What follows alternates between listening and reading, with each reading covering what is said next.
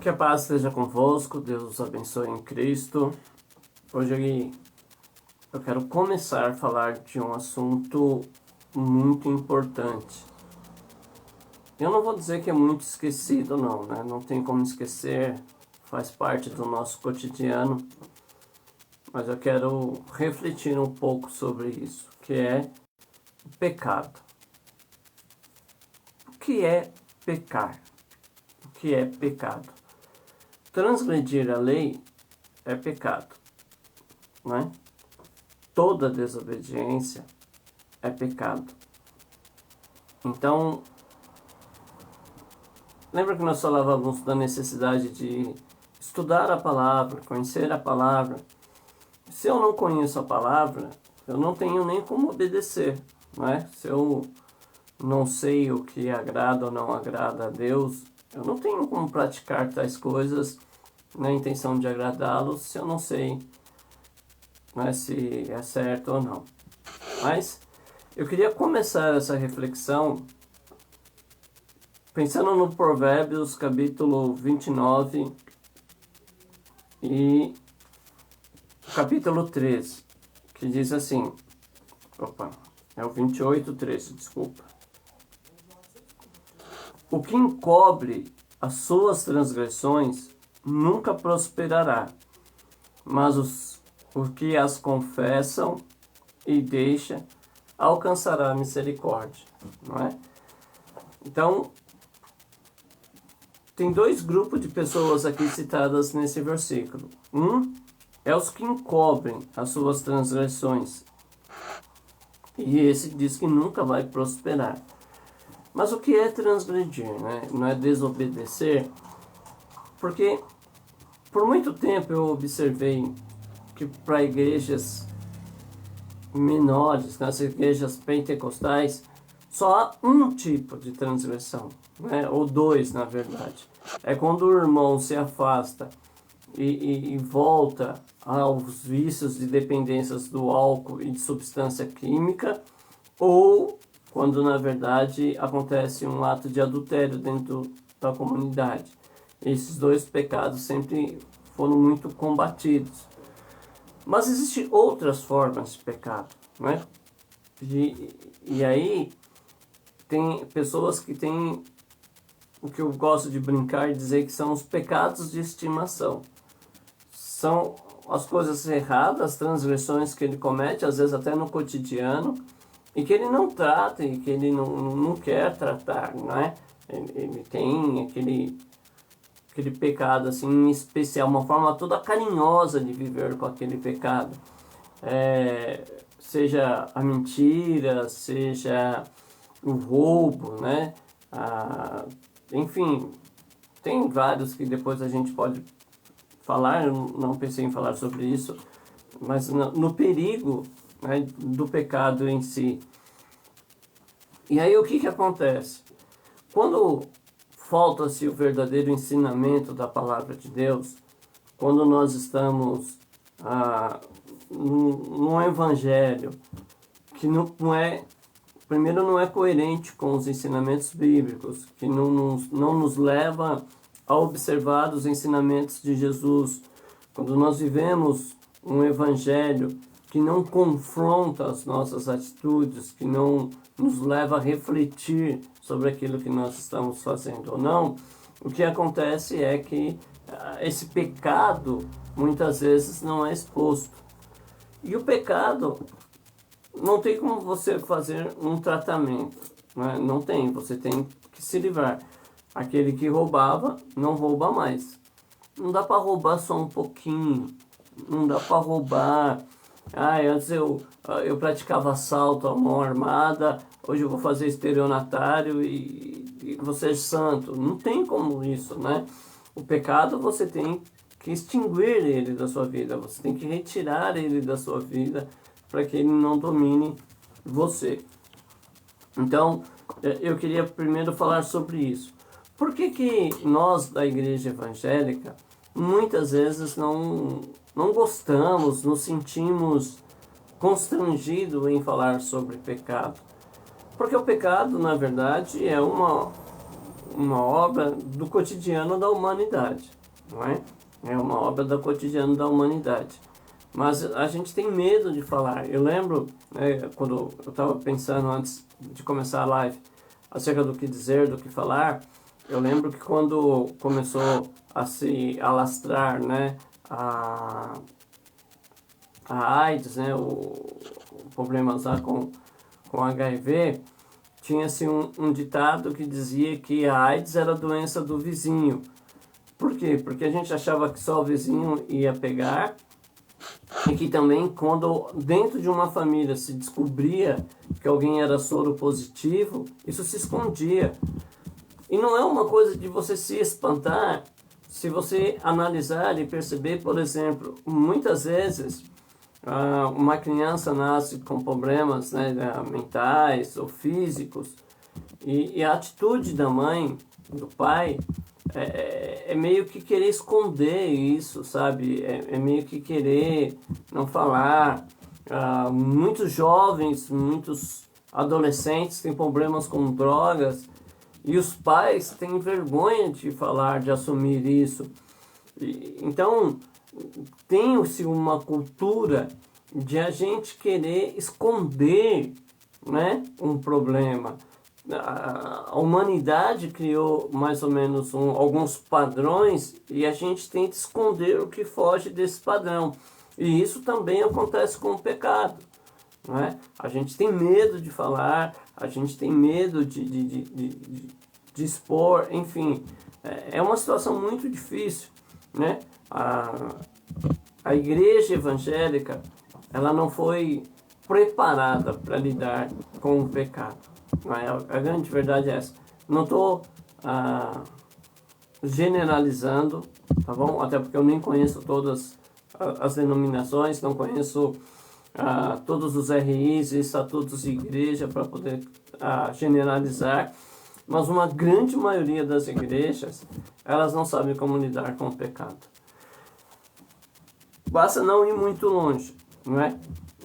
Quando a gente fala de estatutos, quando a gente fala de RI, que é o regulamento interno das igrejas, antigamente você, quando ia abrir uma igreja, o primeiro passo a fazer era justamente isso, era determinar o RI, era determinar o regulamento, era determinar os estatutos da igreja. E hoje, muitas vezes, você vai procurar a igreja, ela não tem nem estatuto, ela não tem um regulamento interno. Então, se ela não tem uma lei, fica difícil a gente entender o que é transgredir, né? Eu depois vou ver se eu acho o link do vídeo que eu gosto lá da definição do pecado e da lei, que é de um pastor adventista, que ele vai lá dizendo, né, pregador vai à igreja pregar Jesus, que morreu para nos dar a sua graça e nos livrar do pecado, que é a transgressão da lei. Então, você tira a lei, você tira o pecado, porque se o pecado é a transgressão da lei, e nós vivemos sem lei, não tem pecado, não existe isso, né? Por exemplo, se eu estiver andando na avenida em que eu moro, eu nunca vou tomar uma multa de ultrapassagem com o semáforo fechado. Por quê? Porque na minha rua não tem semáforo. Então ninguém pode me multar por ultrapassar o semáforo fechado. Entendeu?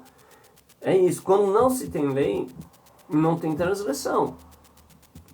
Se não tem transgressão, não tem pecado, né? E aí, no vídeo que ele explica isso, e é bem interessante o vídeo, ele diz assim, né? Se não tem a transgressão, não tem pecado. E se não tem pecado, e a graça de Jesus é nos libertar do pecado, então se não tem pecado, não tem graça. Ele até falou, opa, ficou meio estranho isso. Mas é bem essa a verdade. Por quê? Porque se a graça é a libertação do pecado, que é a transgressão da lei, nós não temos leis, não temos pecados, tornamos o sacrifício de Jesus em vão, não é? Anulamos o sacrifício da cruz. Então, a gente tem que entender que o pecado existe, a gente tem que entender que somos pecadores, a gente temos que entender que há como viver sem pecar. né? A gente não precisa pecar todos os dias, como alguns acreditam, não é? Ah, mas todo homem peca todo dia. Não, a gente não estamos subjugados ao pecado. Quem é os pecadores, os não salvos, sim, não é? Não estou dizendo que a gente vai viver uma vida sem pecar. Depois, quando a gente for falar um pouco mais do pecado, de classificações de pecado, a gente vai entender isso. Mas a gente não precisa pecar todos os dias. Eu posso passar dias sem pecar. Eu posso passar dias sem transgredir leis, sem violar os ensinamentos de Jesus, não é? Até porque, em suma, eu deveria ser santo. Em suma, eu deveria ter uma comunhão com o Espírito Santo e ser guiado pelo Espírito Santo, né? E viver pelo Espírito. Gálatas vai dizer isso, né? Se você é da carne, as obras da carne são essas. E aí tem uma lista lá para a gente examinar. Mas o fruto do Espírito é. Então, se eu vivo pelo Espírito e vivo dando frutos espirituais, então eu não vou pecar, não vou transgredir. Mas são condições bem opostas, né? Não só diferentes, elas são opostas umas à outra. Por isso que existe a guerra entre a carne e o espírito. Então vamos lá. Como é que eu posso então resolver isso? Como é que eu posso então ser livre do pecado? Como é que eu posso não pecar? Viver sem pecar? Como que é possível isso, Alexandre? Diz para mim. Primeira coisa que a gente precisa entender, e que talvez isso, né, eu fiz uma série falando, a gente pode estar sendo enganado, e uma coisa que eu percebo muito na igreja evangélica pentecostal, menores, né, que estão iniciando, que estão, que não tem toda uma estrutura, não vou dizer teológica, mas uma estrutura de conhecimentos bíblicos, não é? E é um erro do seguinte: eu tô lá na Conchichina, né, fazendo meu trabalho evangelístico, estou orando a Deus para a igreja crescer. E lá na Conchichina nós temos alguns problemas muito sérios, não é? Que é, por exemplo, as drogas. Na Conchichina, os jovens e os adolescentes usam muitas drogas. Eles consomem, e as drogas estão se multiplicando com muitas variedades, e eles vão alternando nisso, né? E eles não se dão conta de que isso é um grande mal que fazem. Então, o Joãozinho foi convidado lá pela Mariazinha, e Mariazinha, né, que já era da igreja da Conchichina, falou para ele que Jesus tinha um plano na vida dele, e Joãozinho chegou lá na minha igreja, né? Sou pastor, quero aceitar Jesus, quero mudar minha vida e quero ser um servo de Deus. E eu disse: Joãozinho, né? Que bom que você aceitou Jesus, que bom que você está caminhando com a gente, mas você sabe que você vai ter que mudar de vida, né? E eu não sei como é que é a sua vida. Não, pastor, olha, eu tenho um problema porque eu gosto de umas drogas naturais, mas eu gosto de umas drogas sintéticas também, e tenho um gosto muito apurado pelas bebidas alcoólicas, e aí eu queria saber se eu posso vir e continuar praticando tais coisas. E eu digo: não, agora você vai ter que deixar de beber, vai parar de usar droga, não é? E ele disse: pastor, então me ajuda, porque eu não tenho condições de parar sozinho. E eu digo: olha, vamos jejuar e orar que Deus vai fazer uma obra na sua vida. Veja que a pessoa, ela chegou, né, segundo os costumes evangélicos, segundo as tradições evangélicas, ela chegou doente, né, com problemas e vícios, e com problemas relacionais, geralmente na família. Geralmente a pessoa que tem problemas de vício, ela tem problema relacional com a família, tá? Se você for estudar os casos, você vai chegar em algum ponto em que o que desencadeou isso foi algum problema relacional que não foi conseguido resolver e que acabou levando essa pessoa para as drogas. Então, antes de eu tratar isso, eu coloco ele para jejuar e para orar. Mas se ele tem dificuldades, você tem obstáculos na vida, será que essas orações serão atendidas?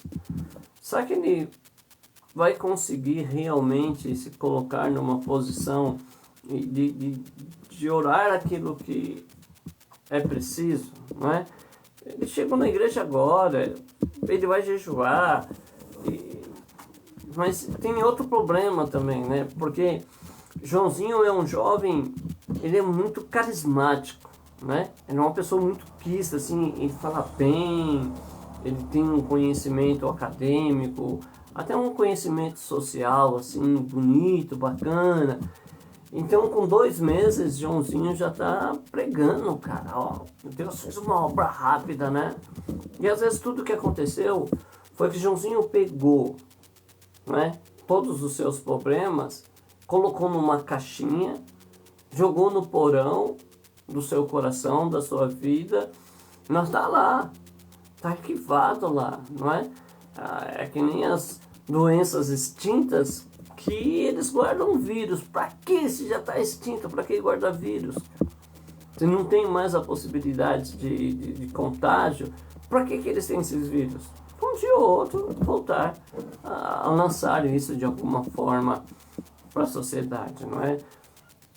Então a gente precisa entender que a primeira coisa que eu preciso fazer com o Joãozinho é tratar dele, é curar ele, é mostrar para ele o que é o pecado, não é?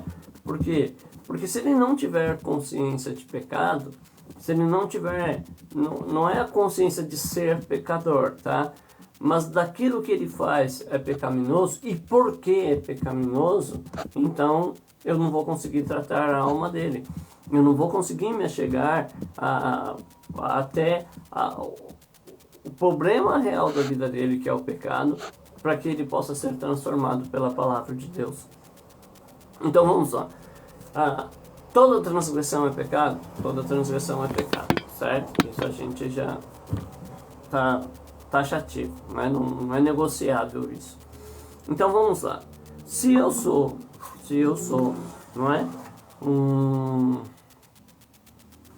Um cristão, independente do seu nível de hierarquia, independente da sua credencial, né, como obreiro, essas coisas todas, você é um cristão.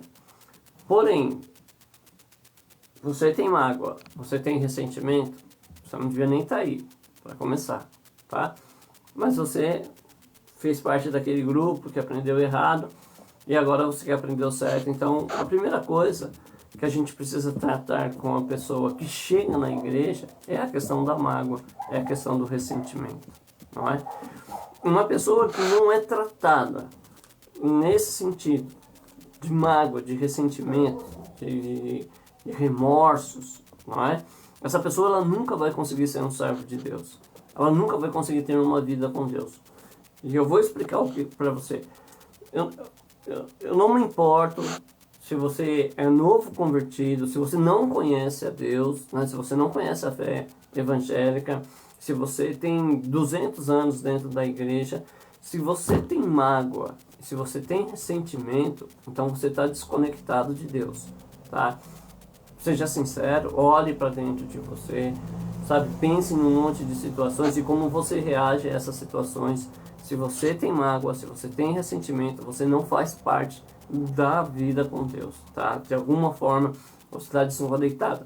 Mas eu sou pastor e eu prego e o fogo cai. Você está fora. E esse fogo é fogo estranho, tá? Não é o fogo que vem do Espírito Santo, não. Mas é que eu faço isso, eu faço aquilo. Primeiro que a obra da sua justiça para Deus é como um trapo de imundícia. Então, não vem dar carteirada do que você faz, do que você deixa de fazer, que você não está fazendo o principal.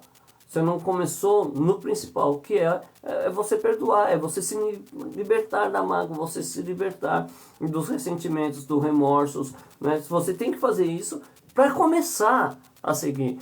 Então, pastores, líderes, né? Hoje nós temos a visão celular. Chegou alguém na sua célula, chegou alguém na sua igreja, vai aceitar Jesus, né, ou vai se reconciliar. Primeira coisa que você tem que fazer é tratar isso, é tratar mágoa e tratar ressentimento. Por quê? Porque sem perdão não há perdão, né? Então uma pessoa que ela quer se achegar a Deus, uma pessoa que quer fazer parte do corpo de Cristo, ela precisa se libertar de toda mágoa, de todo ressentimento. E aí eu volto a dizer, não tem tratamento paliativo. Não dá para você ter menos raiva de alguém, não dá para você ter menos mágoa de alguém e continuar vivendo com Deus. Não é isso, a proposta de Deus não é essa. A proposta não é assim, você perdoou, mas se extingue da vida dele, lança ele fora da sua vida. Perdoou, mas não fala mais, não é? E eu não estou querendo te colocar como escravo de alguém que te faz mal. Mas essa visão de que eu perdoo, mas ele lá e eu cá, ela me dá um medo. Por quê? Porque na oração do Pai Nosso, ensinada pelo Mestre, a petição que nós fazemos é como eu perdoo.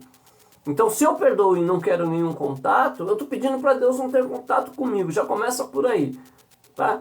Então, Senhor, perdoa como eu perdoo, mas eu não quero mais saber. Eu perdoo, mas é ele lá e eu aqui. Pronto, não dá nem para começar uma vida com Deus. Não tem, né? Então, é isso que eu estou dizendo. Não tem paliativo. Não é eu vou tratar, eu vou saber lidar com essa mágoa. Não tem que saber lidar com nada. Você tem que arrancar fora. Arrancar com raiz e tudo isso. Não tem. Se você tentar, vai dar errado. Vai dar errado. E é por isso que a gente vê um monte de pessoas dentro da igreja que não são felizes.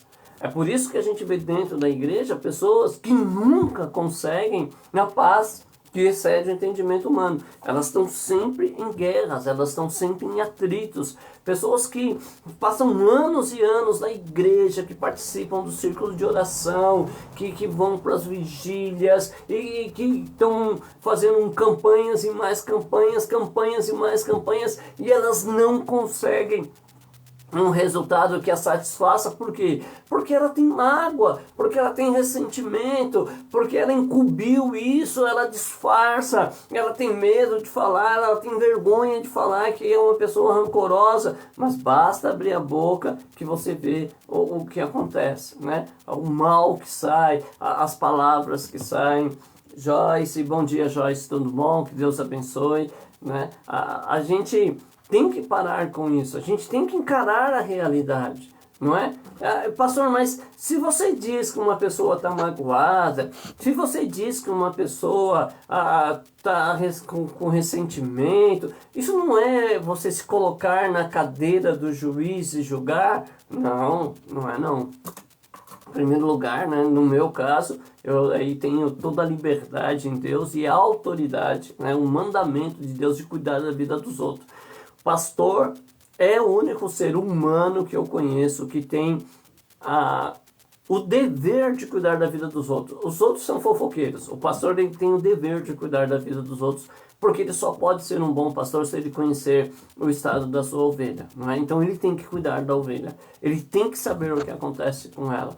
E você que pretende ser evangélico, você que pretende ser um cristão verdadeiro, você que pretende fazer parte do corpo de Cristo de verdade, você tem que entender que a partir do momento que você aceitar Jesus e a partir do momento que você quiser viver na comunidade cristã real, verdadeira, a sua vida pertence a todos. Tudo que você fizer reflete sobre a igreja. Então não dá para ser um crente e querer ter sua vida de uma forma particular. É sobre isso que o verso diz, não é?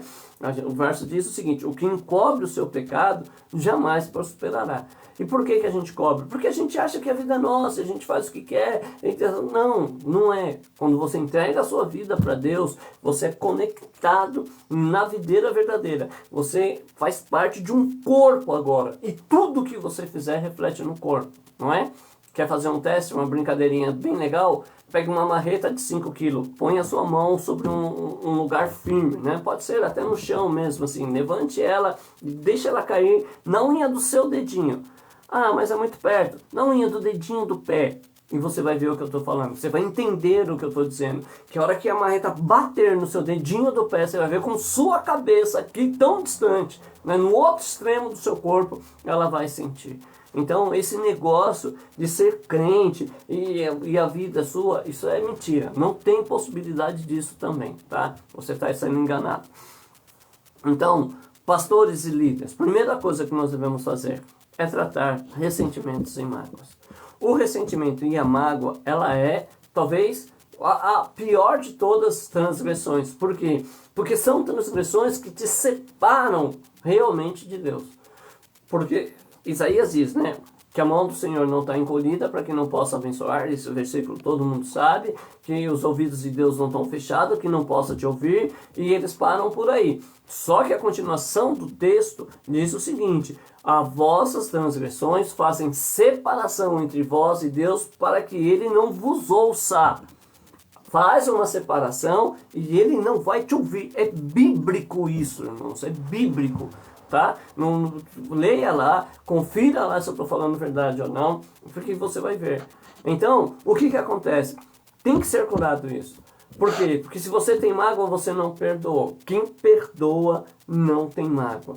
Quem perdoa não tem ressentimento. Quem perdoa não tem rancores, não é? Então você precisa perdoar. Porque a condição de você ser perdoado, outra vez, oração do Pai Nosso. Mateus 6, você lê lá a oração do Pai Nosso, no final da oração, depois do amém, ele diz assim: porque se vós perdoares os homens as vossas transgressões, Deus também vos perdoará. Mas se vós não perdoardes aos homens as suas transgressões, Deus não vos perdoará. E aí é o que eu digo, nós somos todos pecadores, precisamos do perdão de Deus. O perdão de Deus, ele é condicionado a eu perdoar o meu irmão, a eu perdoar o que transgrediu contra mim. Se eu não o fizer, eu estou separado do corpo de Cristo, tá? Eu posso pregar bonito, eu posso cantar bonito, eu posso, sei lá, me vestir com vestes elegantes, eu posso ter um anel de teologia, eu posso ter uma Bíblia de estudo que joga lá, né, naquelas telas imaginárias de filmes que você vai puxando assim, a Bíblia vai rolando e você vai mexendo e não vai adiantar nada. Por que não vai adiantar nada?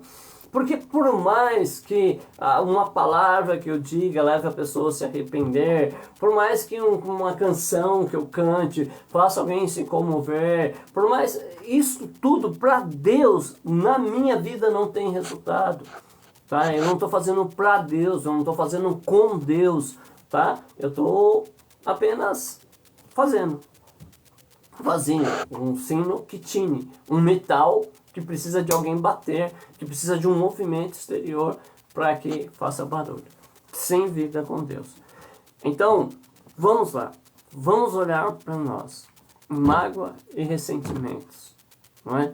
Como é que está isso dentro de você? Não sou a favor de regressão, não é isso que eu estou querendo fazer, tá?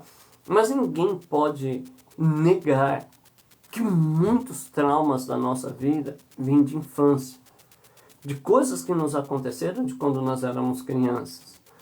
Tem pessoas adultas, idosas, que não conseguem confiar em outra pessoa, porque na sua infância ele foi desiludido com alguém que traiu a sua confiança, um pai, uma mãe, um irmão. E da infância até agora, já idoso, ele nunca conseguiu ter um relacionamento saudável porque ele não consegue confiar em ninguém, por conta que lá quando ele era criança teve esse trauma. Então é preciso tratar isso, não é? Não vamos fazer regressão.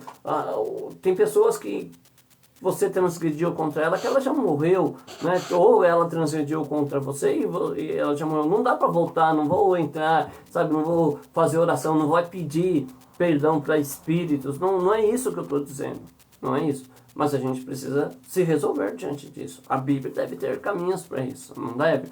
Como que a gente faz? Como que a gente ora? Como que a gente se liberta disso tudo, não é? Então, o pecado, ele é muito perigoso. E a melhor maneira de nos libertar do pecado é lembrar que as outras pessoas que erram contra nós, e elas erram, né?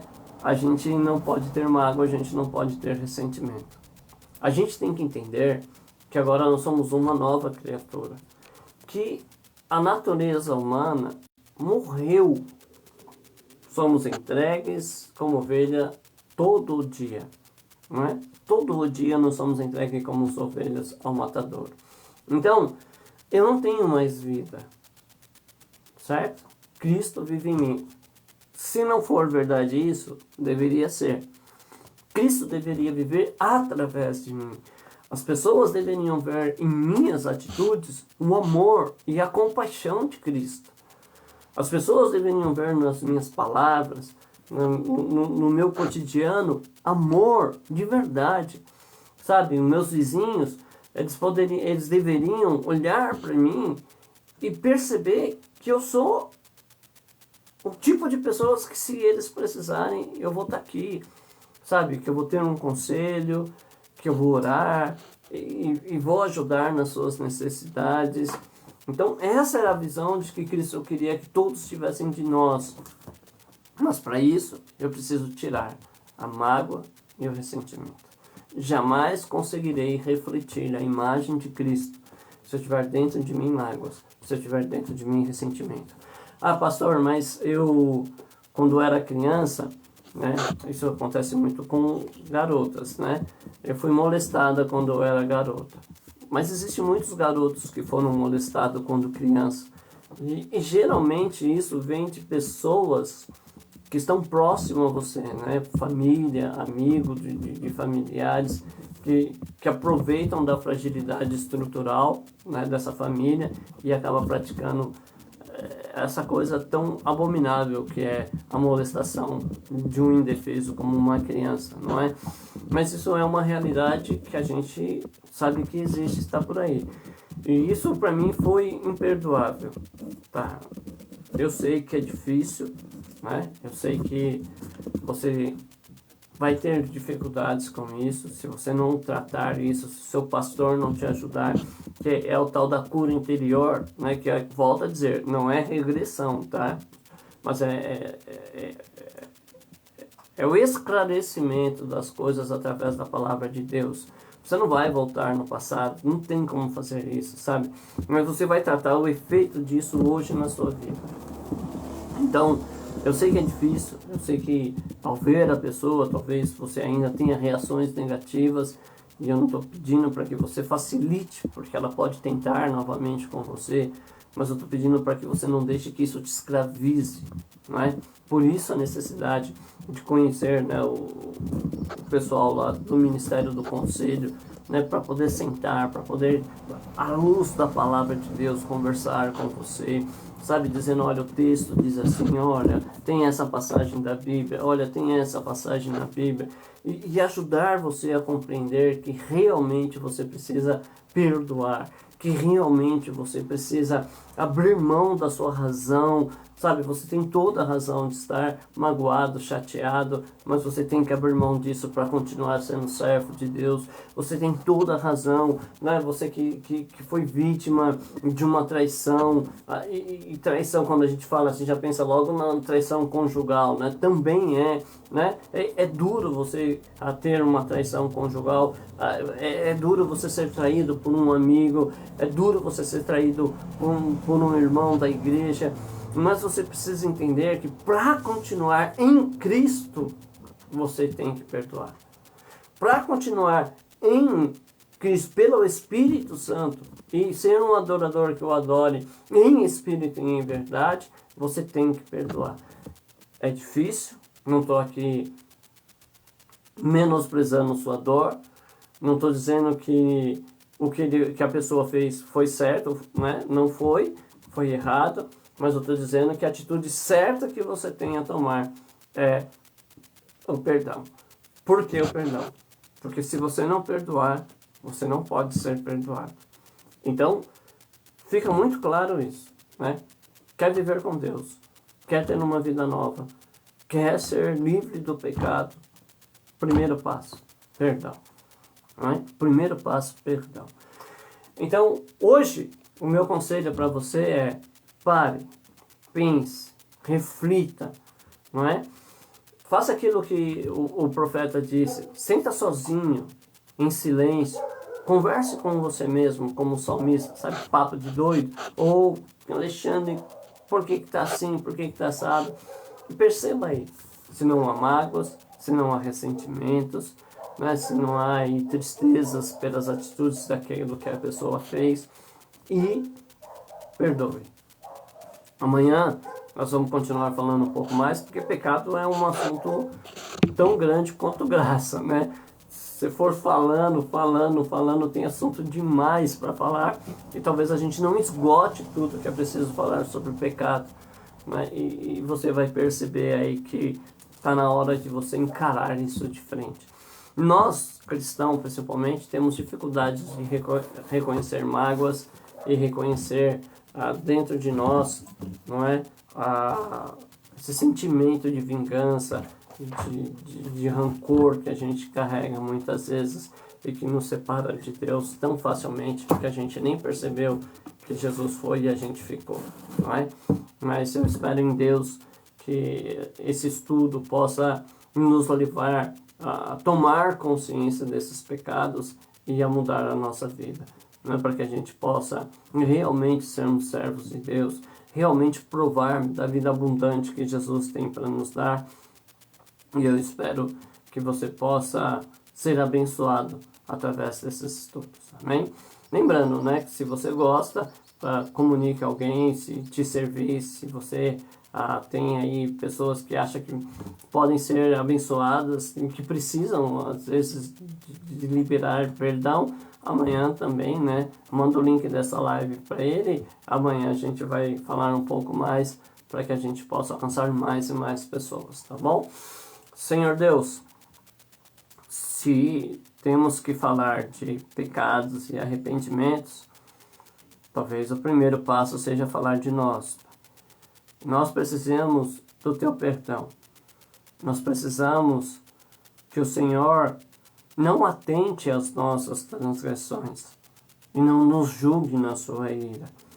E é porque nós entendemos, Pai, que o pecado ele vai persistir em fazer parte da nossa vida e que nós vamos precisar do seu perdão, que nós tomamos a decisão de perdoar. Pai, as pessoas erram com a gente. Muitas palavras dói, Senhor. Parecem espada penetrando em nossa alma.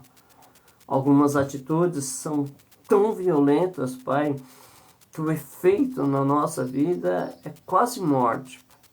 Nos paralisa, nos faz sentir incapazes, nos faz sentir muito mal. Mas nós acreditamos em Tua palavra e também queremos perdoar a todos, Pai, os que transgrediram contra nós. Talvez um de nós tenha mais dificuldade do que o outro. Talvez um aprendeu a lidar com isso com mais facilidade que o outro. Mas que não seja mascarado, que não seja encoberto, que não seja apenas, Senhor, um discurso vazio, mas que esse perdão seja libertador. Que quando eu disser que perdoo alguém, Senhor, eu pegue essa transgressão e lance no abismo, para que nunca mais eu use da falha dessa pessoa como um instrumento para machucá-la, como um instrumento para feri-la, Senhor. Declaramos livre todas as pessoas, Pai, que foram usadas para nos trair, para nos acusar, para nos perseguir, enfim, Pai, qualquer transgressão que tenhamos sofrido, Senhor, colocamos na cruz e liberamos o perdão a todos, Pai, porque nós precisamos do Teu perdão e não queremos perder isso. Que o Senhor possa abençoar os Teus filhos, que o Senhor possa ajudar a cada um nesse entendimento, Pai, de necessidade de liberar o perdão, de sarar as mágoas e as feridas do coração, para poder te servir com alegria, celebrar ao Senhor com júbilo, pois o Senhor é digno, Pai. Em nome do teu Filho Jesus. Amém. Amém? Deus abençoe a todos. Você que assistiu presencial, você que vai assistir depois, né? Eu espero que você consiga ter aí o coração purificado pela palavra do Senhor, não é? Então, até amanhã, se Deus permitir.